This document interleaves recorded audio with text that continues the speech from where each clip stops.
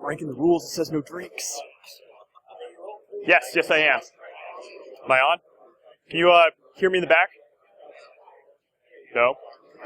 How about now? That's good? All right. Thanks, everyone, for joining me this morning. I am Spencer McIntyre, and we're going to talk about Metasploit and some Windows kernel exploitation. Fantastic topic. So thanks, everyone. So this is a real quick agenda of what we're going to go over. We are at the agenda phase, of course. We're going to talk about kernel exploitation overview and basics, so sort of define some terminology, take a look at a little bit of the history, and see about where we've gotten up to here. And then we're going to start to get into the Metasploit specifics, how Windows kernel exploits are often being implemented in Metasploit, some of the common tips, tricks, and techniques that are being used through those. You not here? Is that better? Yeah? Okay. Yeah, so we're going to talk about the... One sec. Okay. Stand by.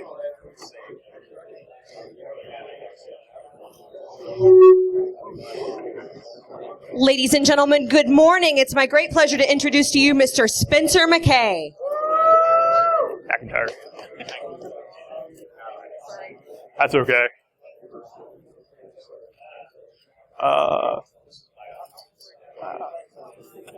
Agenda. All right. Yes, so we're going to go over kernel exploitation overview and basics, talk about some of the things that have gotten up until now. So nothing too Metasploit specific in that section. But later on, we're going to talk about what common techniques and tricks are actually being used in Metasploit, how the exploits are being laid out, things like that. And then finally, we're going to talk about improving reliability of exploits. I wanted to submit this presentation because kernel exploitation has been something I've been really interested in for a while, and there's a lot of fantastic research out there. There's a lot of research out there, though, that is ranging from highly theoretical, super cutting-edge stuff to things that are very practical. And so kind of what I wanted to do was I wanted to sort of bridge the gap and show like some of the more cutting-edge, practical techniques and how they can actually be used in exploitation from a pen tester's perspective. Because pen testers often have a very different perspective than, say, security researchers that just needed to work one time perfectly, whereas pen testers have a much higher emphasis on reliability. They need something that's going to be more reliable, not be a saw at the box and lose their session. So it's a little bit of a different angle, so that's kind of what I want to take today. But before that, about me, as mentioned, I am Spencer McIntyre. I work at SecureState. I have the privilege to do research development and special projects there, which is a fantastic thing. I'd like to think I am a Bside inducer, at least while doing the research for this talk. I've done many a blue screen, but you learn to love it. I'm an avid open source contributor. Metasploit is probably the project I contribute to the most. Huge Python enthusiast, so really like Python. And I've got a couple of certs after my name. So Bside warning. Any of the techniques that we're going to talk about in here, whether you're doing it right or doing it wrong, you are eventually going to have a blue screen. So I do try to propose a lot of solutions to different problems that I'll discuss throughout the talk, and no one solution is going to work for all or maybe even like half the problems. It's kind of like we always tell people in security that there's never that one silver bullet that fixes everything. Well, it's kind of the same from this perspective on the offensive side, that there is no one solution that's going to be applicable for every vulnerability because they are all unique.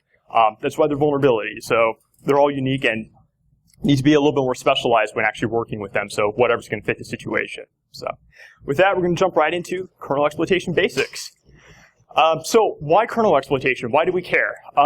It's been a growing trend that remote code execution vulnerabilities just haven't been coming out like they used to. A long time ago, they might have been coming out a little bit more frequently than they do now.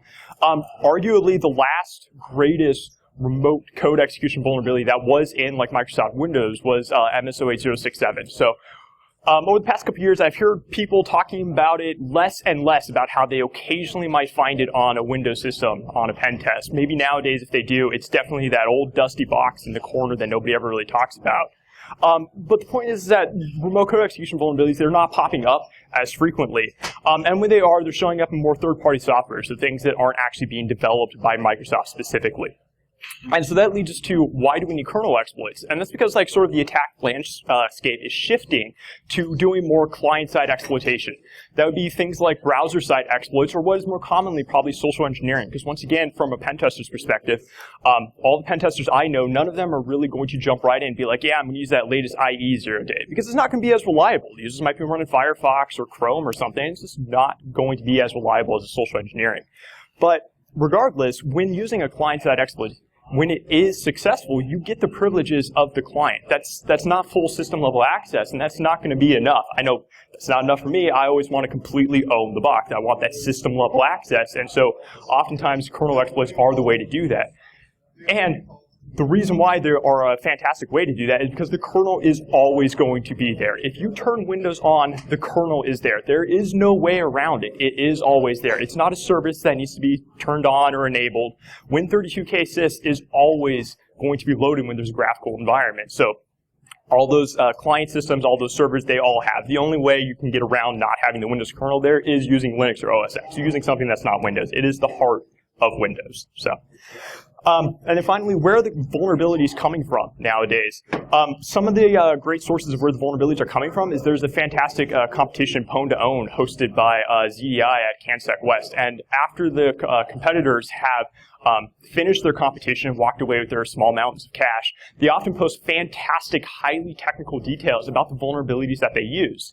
Not all the time do they release a public exploit, but they at least talk about in great depth some of the vulnerabilities that are out there. In addition, there's some fantastic details and work being released by companies that are finding these exploits in the wild. Companies like FireEye and Trend Micro both have recently posted very highly detailed blogs about zero-day kernel exploits that they're seeing in the wild. And so people have been able to use that research and actually build up exploits from what those disclosures were talking about in vulnerabilities. So earlier this week, I went through and I made a list of vulnerabilities, of recent vulnerabilities that I thought were notable for one reason or another. I ended up going through these thinking that maybe not all of them would actually have a public exploit code, but I marked these ones down as notable because there were some additional technical details that were released beyond just the standard Microsoft Advisory or the CVE. Excuse me. If you've ever seen a Microsoft Advisory, there are no good details in it. It basically says, hey, there's a problem. Somebody might own your system if they have local access. That's it. There's no technical details. They don't tell you the function or what type of vulnerability it is. There's nothing good in there, so it's not particularly interesting to me. But all of these vulnerabilities, there was some type of additional research done that somebody was able to release a blog, a white paper, something like that, actually detailing in great depth the nature of the vulnerability, and that ultimately ended up leading to exploit code. The one that I want to point out that has DOS next to it, MS1534, that was a very interesting vulnerability. That is the only one on this list that is not actually a local kernel exploit. That is a remote kernel vulnerability that was triggered in one of the drivers used by IIS. So that wasn't very unique in the fact that an attacker could trigger that remotely and cause a kernel pan, but still very interesting. So I want to talk about some of the common vulnerability classes. So what are the types of classes of vulnerabilities? Because a lot of times when people think about exploitation, they're always like, oh, you know, the stack buffer overflow. Or maybe if they know a little bit more, they might be talking about like keep corruption or use after free or something like that. But in the kernel, it's a bit different. Stack buffer overflow I had mentioned as like an honorable mention because it's not as prevalent in kernel space. There's not as many exploits that are coming out there exploiting a stack buffer overflow in the Windows kernel. I actually can't think of an instance where I've seen a recent vulnerability that has been in that case.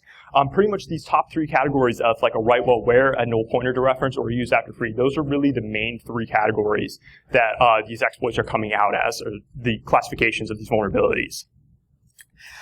So write well where. So this is basically when the attacker can control data and they can control where it is written. Ideally, if they can have full control over the what and full control over the where, kernel exploitation is relatively trivial. This is one of the oldest vulnerabilities that I've been able to find in some of the kernel exploit realm, and it's often very stable, which is one of the benefits about it. Because there are very, very well-documented techniques that you can use this to gain code execution reliably. And it can be triggered multiple times on demand. We'll get into that just a little bit later. But these are often found in also in third-party drivers. So these are often also found in drivers that are not necessarily developed by Microsoft Windows. But there's been a couple of instances where antivirus vendors have had drivers that have been vulnerable to this, or other types of drivers. And the vulnerability is often triggered using an IOCTL to NT-device IO control routine. And usually the exploit consists of something about setting up a buffer in a specific way in order to trigger a vulnerability, and then sending in the specific IOCTL to trigger the vulnerable routine with the malformed buffer. And that ends up writing attacker-controlled data to an attacker-controlled location. Not all the time is the attacker able to control both, but if they at least know what is being written and they can control the where controlling the where is more important than being able to control the what oftentimes. And then a couple of examples, ranging from 2011, there was MS-1180 that was released by the offensive security guys. They did some fantastic research on that, and then ultimately ended up releasing a Python exploit for that. And then more recently, and I think it was like the third or fourth quarter of last year, MS-1470 was released. And both of these were using that anti-device IO control file to trigger a write while where condition with a malformed buffer. So, pretty interesting.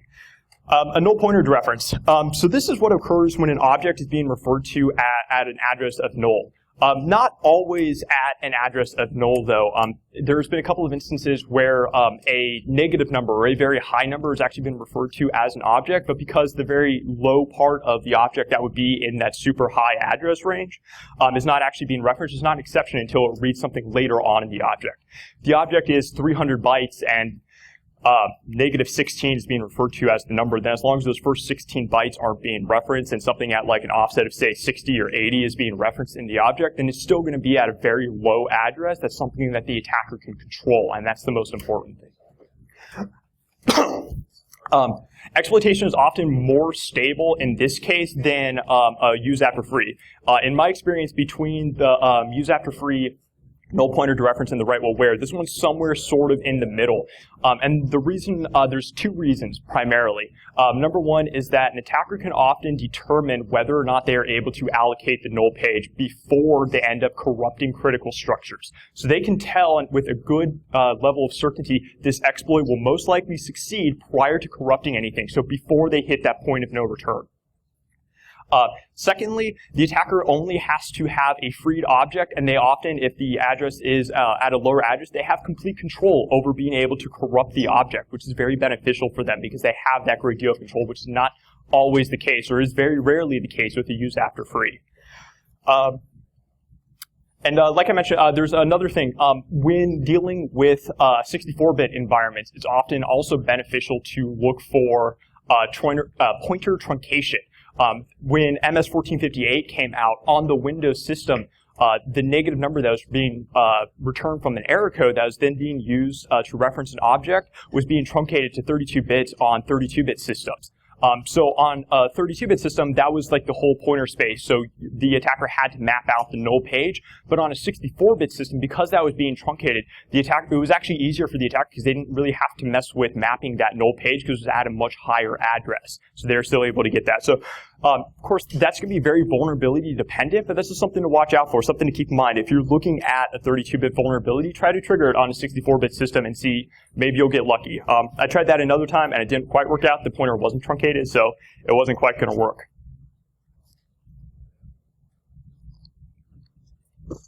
Next up, we have use after free.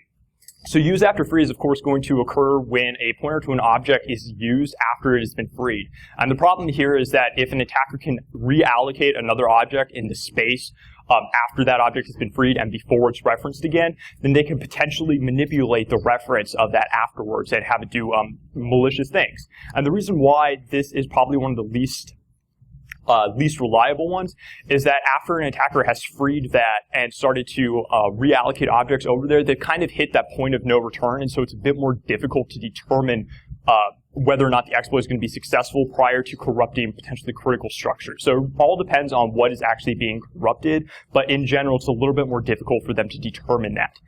Additionally, an attacker has to be able to find out what object they can actually reallocate at the same space. So they need to be able to find a suitable object to do that, and that's, of course, going to take a lot of time and a lot of effort, but we'll talk about that in this minute in the code execution step. Last up, example of this one's very recent one, actually the most recent one, was the MS-1520 vulnerability that recently came out. That was the one bit to rule them all. There was a blog released by, in my references, I can't remember the company, but it was a fantastic research blog that was posting out how they were able to allocate a different object over the one that had been freed. So now that we talked about vulnerabilities and we kind of know what types of problems do occur, that's not enough for us. That might trigger a blue screen of death, but that's not good enough for us because we need to be able to do something useful. For a local privilege escalation vulnerability, a blue screen is worthless. That's going to kill your access. That is a step backwards. So there's no room for error in this. It's not like a remote exploit where you might just want to DOS the box out of spite, like that's not useful to an attacker at all. We need to be able to have reliable code execution. And the way that we get to reliable code execution depends largely upon the vulnerability class. Like I had mentioned, the write what where is a very well documented technique. A lot of exploits use a write what where vulnerability to overwrite a critical pointer in the HAL dispatch table of the kernel. This HAL dispatch table has a callback function that is within it. And what makes it very suitable for use by attackers is that after that pointer has been overwritten, the attacker can trigger their shellcode execution on demand, essentially, by using an additional function called ntquery interval profile. They can call this function, and then that pointer that was in the HAL dispatch table will be called on demand by the attacker. And it ends up being very reliable code execution. And what's also very nice about this is that the attacker often writes their shellcode into userland. That's usually where it's stored in general. And so after the attacker has run their shellcode the first time, they've elevated themselves to the system, they've done what they needed to do. Hypothetically, if they need to run code within the context of the kernel a second time, they don't necessarily need to re-trigger the write what where condition. They can just replace their shellcode in the same position and call ntquery interval profile a second time to execute a different set of shellcode if they needed to do something like cleanup operations or anything like that to restore the token. So that can be a very reliable technique to use. Okay, and then null pointer to reference and use after free, they are similar in the sense that they are highly dependent on whatever object is being corrupted. In the case of a null pointer to reference, it's if an attacker can map that null page, if that is possible, the attacker has full control to be able to corrupt that object. It's much easier for them because there's nothing really blocking them from manipulating and setting up the object exactly as they want. A use after free is a bit more difficult, though, because the object is oftentimes not in the userland space. The attacker needs to find an indirect way to be able to create an object that is going to be in a suitable location to replace the one that had been freed, and then find a way to be able to write those fields and corrupt that object in such a way that when they're done corrupting it, it's then usable to them for some type of code execution via whether they're going to trigger a write what where condition or a call or something of that nature. So once that object has been corrupted, they need to be able to get that into a primitive. Sometimes they'll then use this to be able to achieve like a write what where condition. All of this is very highly dependent on whatever object is created. So what's going to go into that is going to be a few different factors. Size definitely affects it, the layout, and the destination heap. The Windows kernel does manage multiple heaps, just like the desktop heap and the session heap, and different objects are created on different ones for different purposes. So you need to have an object that's going to be allocated on the same heap, otherwise it's never going to be allocated over the space of the original object that had been freed. All right, so a very useful object is going to be the window object itself. The reason why I wanted to point this out as a very useful object is because it can be used to reliably trigger code execution if the entire, or not necessarily the entire window object can be corrupted, but if two specific parts of the window can be set. The window object does include a callback function in the LPFN win proc procedure, and that can be set by a user. But almost all the time, most of the time, this is called within the context of the user process. So the kernel switches context back into the user and then executes this callback procedure. That can be manipulated, however, if the attacker is able to set the B server-side window proc flag. If an attacker can set that single bit in the window structure, they can then reliably trigger the execution of the callback on demand, and from there they'll have kernel code execution within the context. And they can use that to then elevate themselves to system, clear out ACL, or do whatever they need to do, but they'll have full, complete privileges, even arguably beyond system-level privileges. They'd be executing within the kernel from that point. So that can also be a bit more reliable if you can reliably corrupt the object. Okay, so we're going to talk about mitigation technologies a little bit. Mitigation technologies are something that has to be dealt with now. XP is dead. It's gone. Like I mentioned, the only ones that are still sticking around are probably the old dusty boxes back in the corners. And with XP died the days of jump ESP. It's just not enough anymore. Nobody's really executing code off of the stack for a real production exploit if they're not just learning. So a couple of the common mitigations that I want to talk about is going to be like ASLR. It's going to be address space layout randomization. For a local privilege escalation, it's only kind of an issue. And I say it's only kind of an issue because if you already have code execution up to the point prior to triggering your vulnerability, you can actually resolve all the addresses in user land without a problem. So all the addresses in user land you can resolve pretty easily because you have full access to read all of that memory. You can do version detection. You can use fantastic functions that Microsoft has made available, like load library and get proc address. You can use those to resolve those addresses dynamically, and you can get around ASLR by that. So the only thing you really need to worry about are those addresses in the kernel land, because you still can't read those for the most part. However, you can find the base address of drivers. You can enumerate out and find what drivers are available, and you can find like the base address of the kernel and the base address of like Win32k-sys, and you can find those. And so from that point, you could use a static offset or something of that nature. Additional structures that are allocated by the kernel beyond just those, if you do need to be able to read those, you're going to have some type of like a read primitive, which would be dependent on the vulnerability. But that's going to introduce a great deal of complexity into the vulnerability if you're trying to use that to read data out and then make decisions based on that. And then data execution prevention. Strictly speaking, data execution prevention is not necessarily an issue in versions prior to Windows 8 because you're going to have things like NT-allocate virtual memory and virtual protect. Because you have code execution ahead of time, you can just set the read, write, execute permissions on your shellcode yourself, so you're not going to trigger those DEP preventions. Something that is a little bit similar, though, to DEP is going to be SMIP, which we'll talk about in a second. Another mitigation technology that is very effective and has actually been around for a really long time is null page mapping.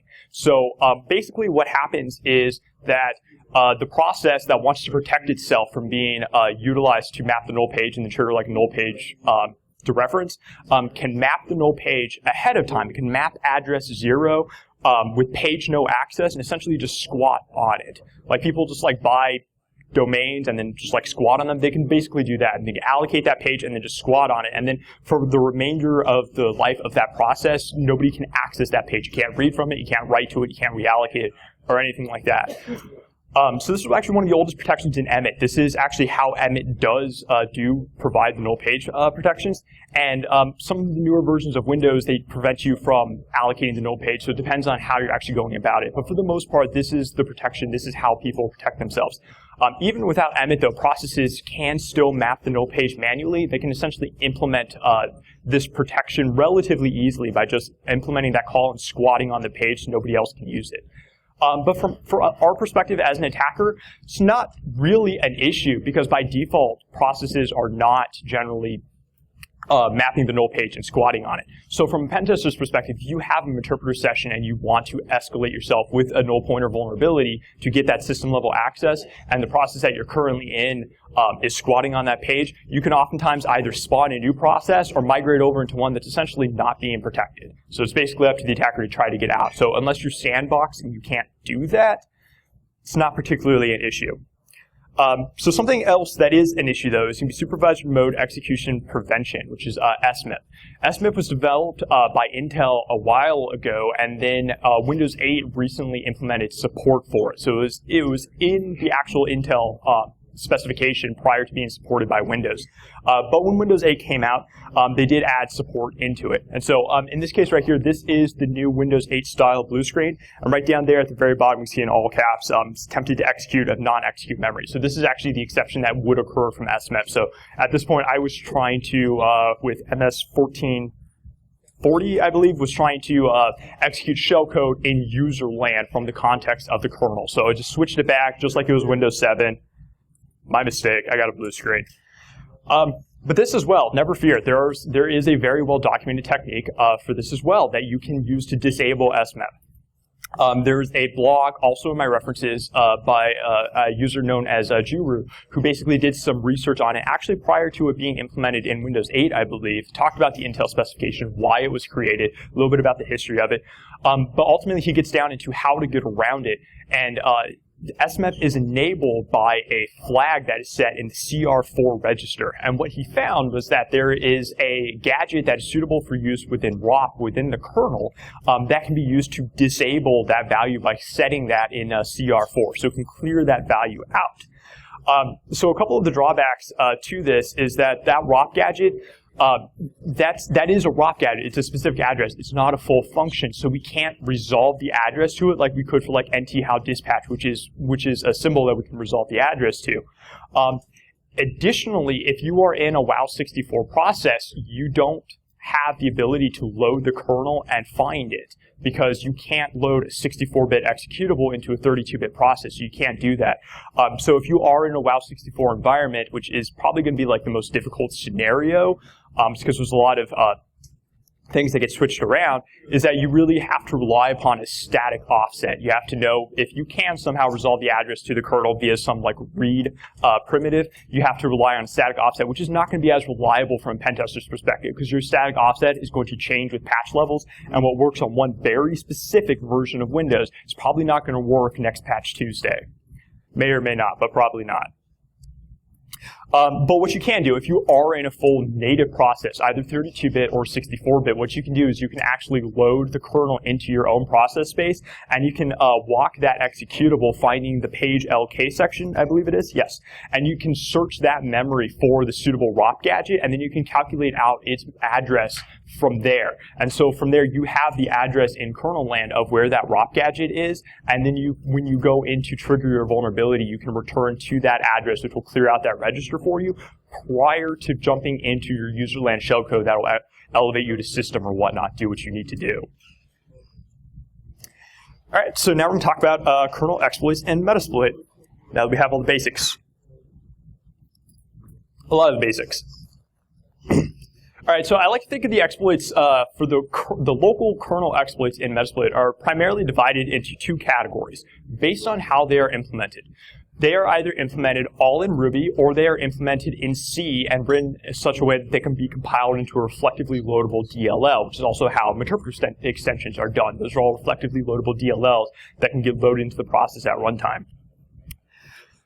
They don't have to be local privilege escalation vulnerabilities. There are some Windows kernel exploits in Metasploit that are not local privilege escalations. The IIS vulnerability, MS1534, I believe it was, is implemented as a denial of service. Still technically triggers a vulnerability in the kernel, but we're going to focus primarily on the local escalation bugs that are inside there.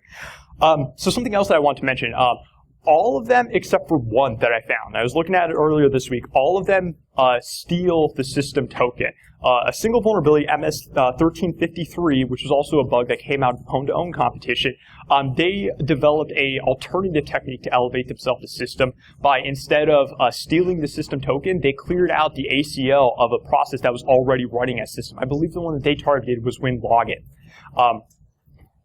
Kind of an interesting approach because they're not stealing the token, so they're not going to change the reference count or anything like that. We'll talk about why that's a problem in a little bit. But in the footnotes of the exploit itself, it does actually still mention that when you leave, or if you do something that causes WinLogin to die, you might end up running into stability issues. So still might not be the best scenario for everyone. Something to take into consideration. And there's the fancy mix-in. Specifically for Windows kernel exploits. This mix-in provides useful feature functions to be able to resolve the address of the NT how dispatch table, find driver bases, things like that. So it's right in there, for convenience so that you can't implement these. And then first up, we're going to talk about Ruby implementation.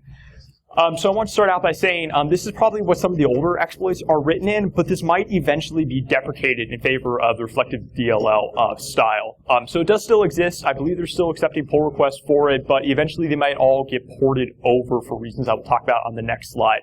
But one of the nice things about the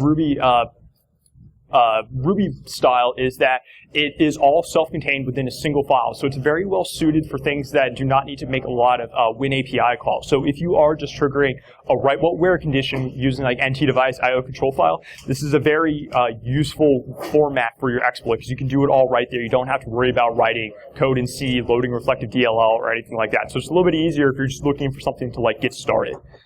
The primary flaw with this, and the primary downside, is that all these exploits that are using this Ruby method are all elevating themselves. The exploit process and the elevation process takes place in the interpreter session that you are running in.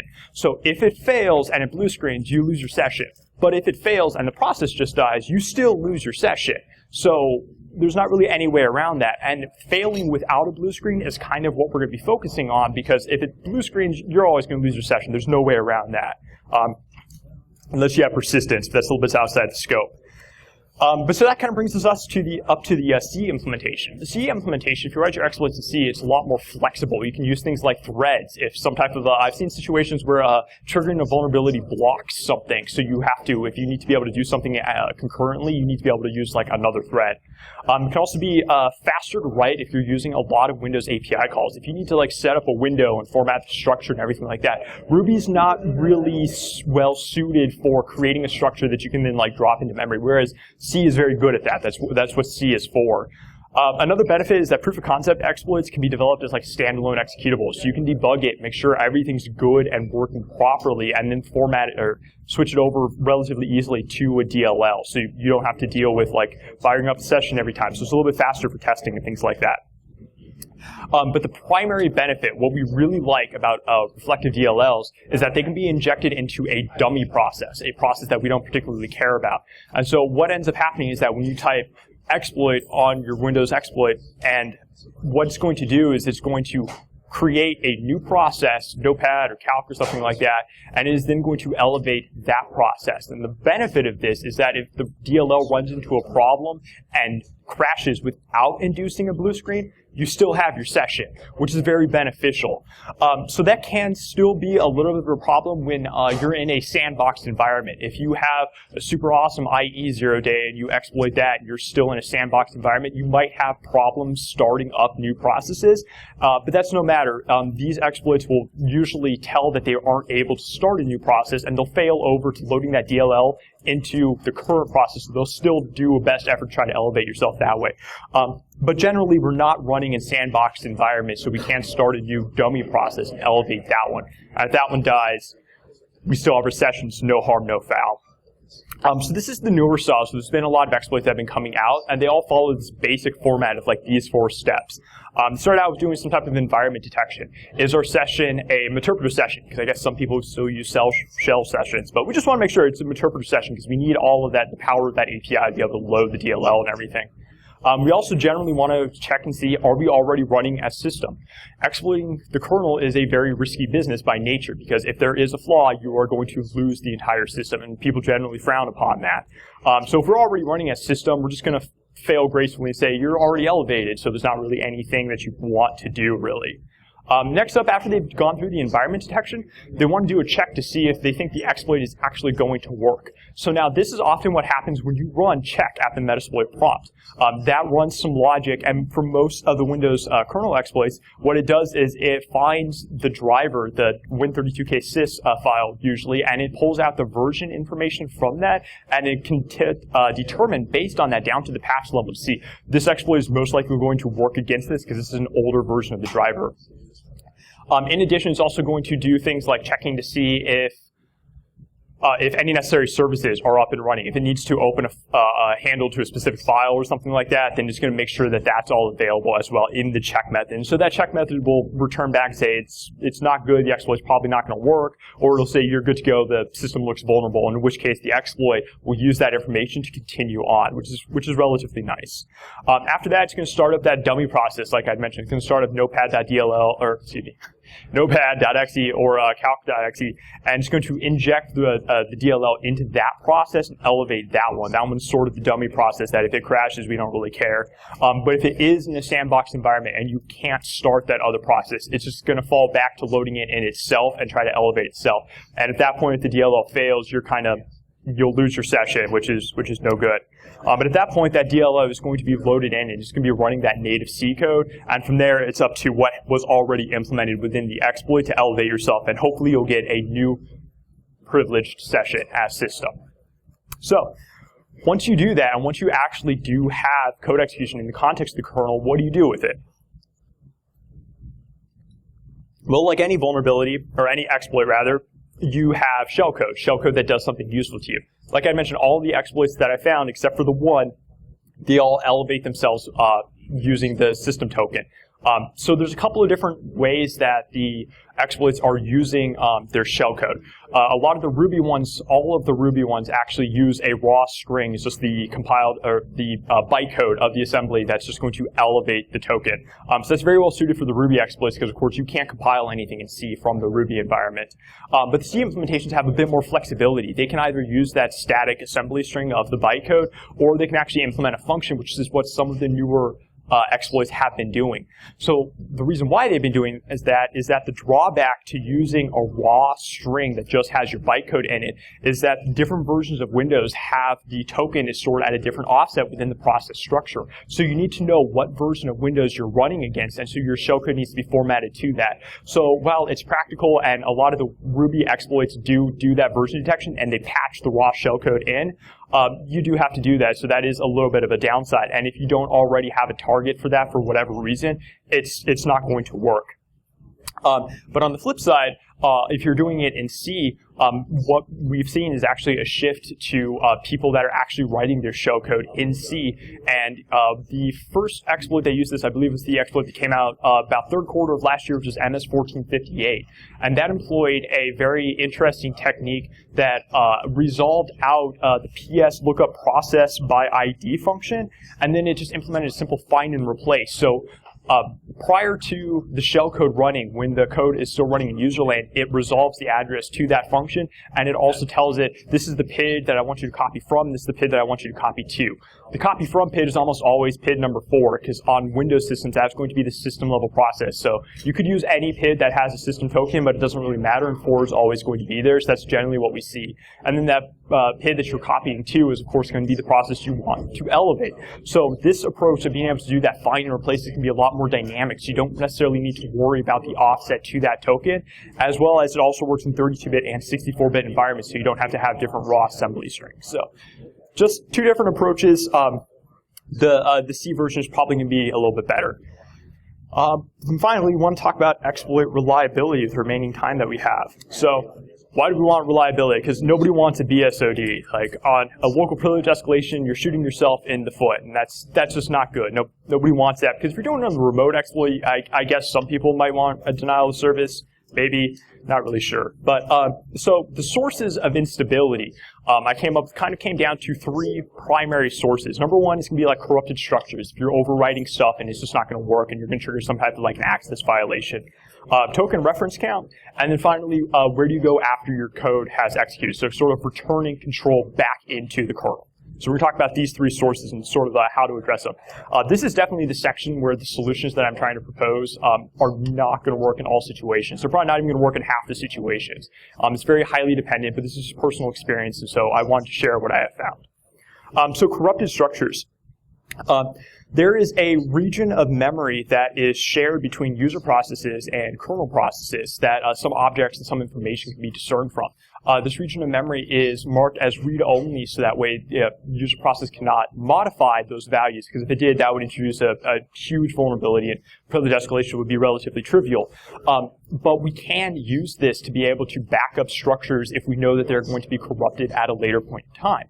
And the reason why Windows does map this shared region is strictly for efficiency. If all the memory needed to be in the kernel and be protected by the kernel, then anytime the user process wanted to have some type of a value, they wanted to be able to read it, they would have to make a system call that would have to have a context change into kernel mode, and that's very, very slow. So the kernel maps this page over as read-only, so strictly for efficiency reasons, so the process can run much faster by being able to access this information without having to make a system call. But so how do we address it? Basically, we back it up. We take that read-only information and we write it out to a pointer. And then if our exploit is successful, then we have code execution within the context of the kernel. And from that context, that page, or because it's not going to be at the same address, but it'll be at an offset, and we can know where that's at. But we can then restore that information back because we're running as the kernel. So the primary problem that you still might run into with this is that if you corrupt the structures and you don't get code execution, you're not going to be able to restore the data from backup, so you're still kind of going to be SOL. So that's something you kind of need to watch out for. And then the NT-HAL dispatch table, like I'd mentioned, that is a very reliable one that people can exploit by just writing over that pointer. By being able to restore that pointer back, people can do that as well, so that if for some reason some process is going to execute NT query interval profile, they're not executing where the shellcode used to be, which is going to be an invalid address. So basically just restoring that information back. It can be a little bit difficult when trying to restore information if that information is being stored in the kernel, because you can't necessarily just strictly read from it. So at that point, you need some kind of a read primitive. Once again, you would use a read primitive to be able to read out the data, the structure that you're about to corrupt. And once again, so that way you can still back it up. Writing it is always going to be easier if your exploit is successful, because you'll have code execution within the kernel, so you can just write all that back anyways. Pretty much nothing's going to prevent you. All right, so token reference count. This is a very old problem that has occurred.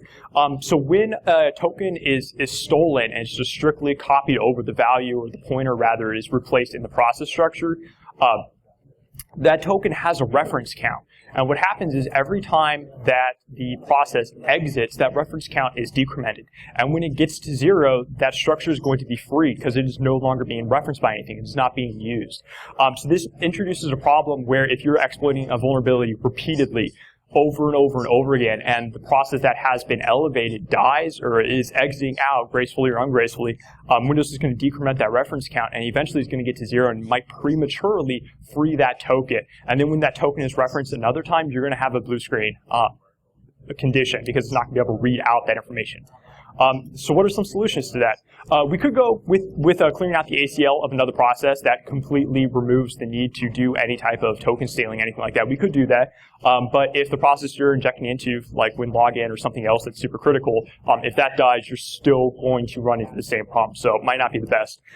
You could actually duplicate the token. You could either implement the reference count or call a function that will actually properly duplicate the token. That is possible. It's not practical from raw shellcode, though. Like we had mentioned in our raw shellcode, or we have two different types of shellcode that's implemented in C or assembly. It's not really practical from raw shellcode. You could technically do it, but I haven't actually seen anybody do it. This is sort of one of those things that people theoretically talk about.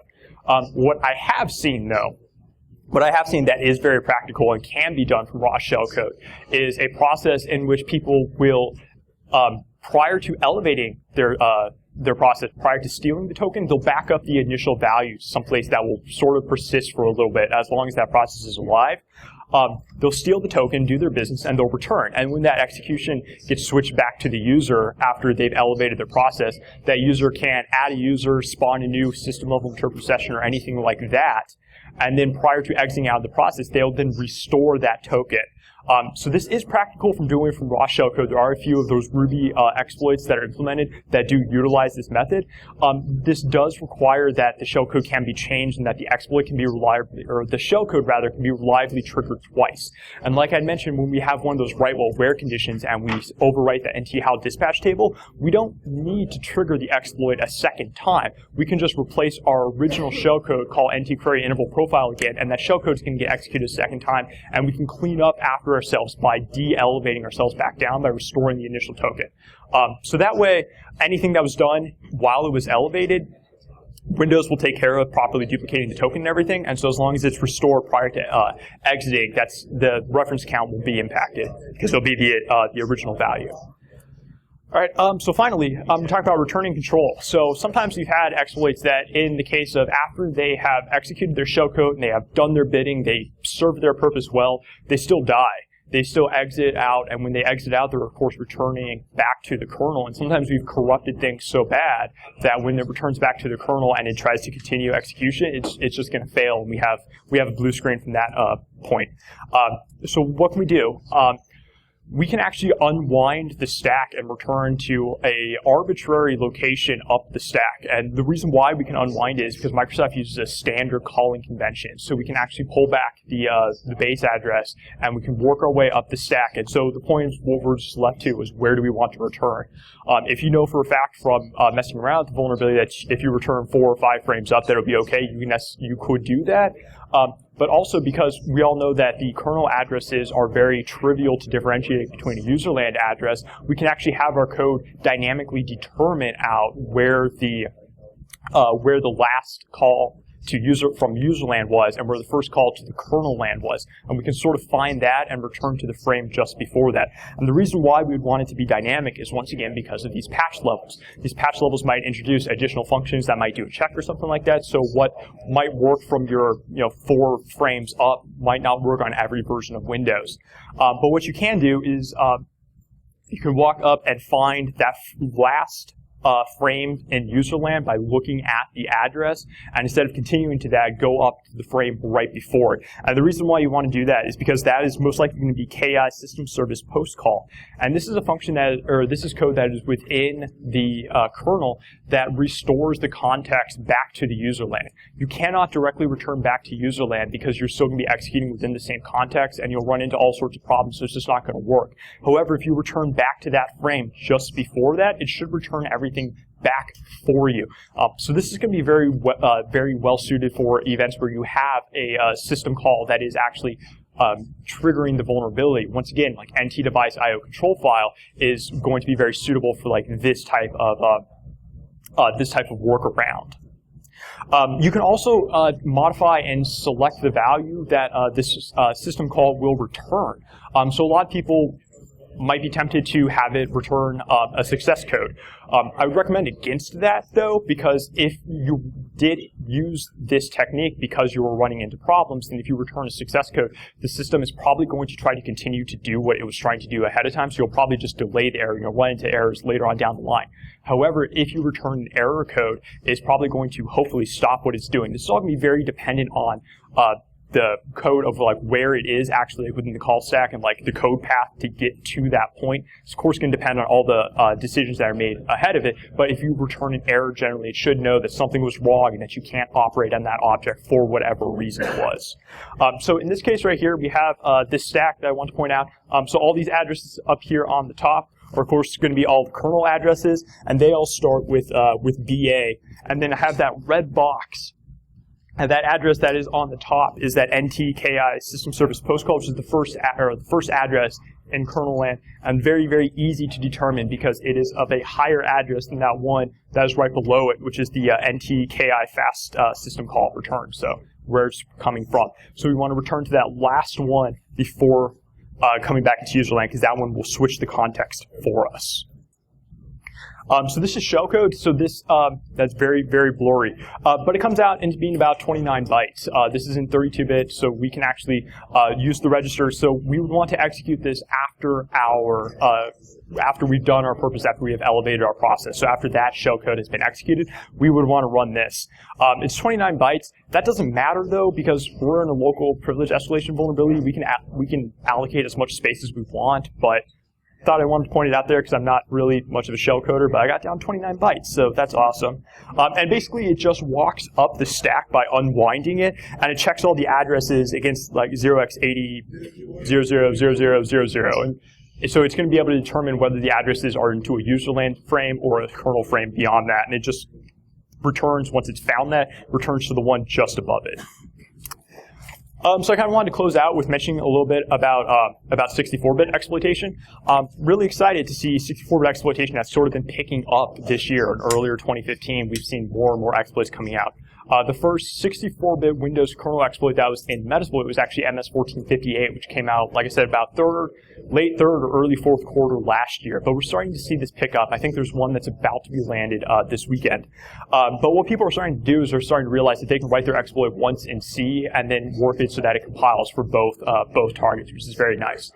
Something else that's very useful for people that want to look into and are going to be reversing things on a 64-bit system is that on 64-bit Windows there is one calling convention. Only one. Always this one calling convention. 32-bit, you have things like cdecal, standard call, fast call, this call. And while almost all the time Windows is going to use their standard calling convention, that's not necessarily the case. But on 64-bit, you don't really have to worry about that. It's always going to be the 64-bit calling convention. I also want to point out, WoW 64 really complicates things. I have not seen any kernel exploits that are meant to run within a WoW 64 environment. There's a lot of things like pointer truncation. You can't really resolve the addresses. It's very difficult. I've read papers about them being developed for like pwn to own. but I've never actually seen them practically being released that is suitable for like a pen tester. So not quite there. So from a Metasploit perspective, if you are in a WoW 64-bit process and you do have one of those 64-bit exploits, it's basically going to tell you you need to either spawn a 64-bit process or you need to migrate into a 64-bit process. So you need to be on the native one. You're just going to be a lot better from there. And then finally, check for pointer truncation. Not when you're in a WoW 64-bit environment, but when you're in a native 64-bit environment, check for pointer truncation. It might be there, it might not be. It might be the difference between the exploit working on 64-bit but not working on 32 if the pointer is truncated, if any type of value gets truncated from some type of return. So closing thoughts. Kernel exploitation is flexible. Because you do have that execution ahead of time, you can sort of massage and manipulate the environment, set it up in the way that you actually do need it. And size doesn't matter. So you can have a giant exploit that's in like a giant DLL, and it's not like remote exploits where you are very limited in your attack surface. You have to, specially craft your like one TCP frame or whatever. It's not like that at all. So it's really much more open to how the attacker can manipulate the environment. And then my personal hypothesis and opinion, kernel exploit is going to stick around for a while. I hesitate to say that it's going to pick up. Just because exploitation is getting harder. That's the nature of the beast. Somebody somewhere is doing something right.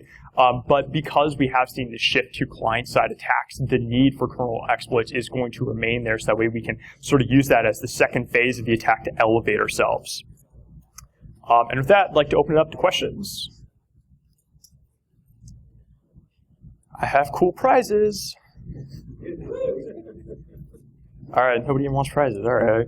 Further reading, I have lots of further reading. There's some fantastic research out there, and I really wanted to emphasize that a lot of this stuff, I tried to put footnotes in it. If you actually look closely at the slide, I tried to make references to it. A lot of it came from not only that page, but there is a second page. There's some fantastic work out there, and I really want to thank all these people for making this available to us. And with that, I'd like to say thank you for your time.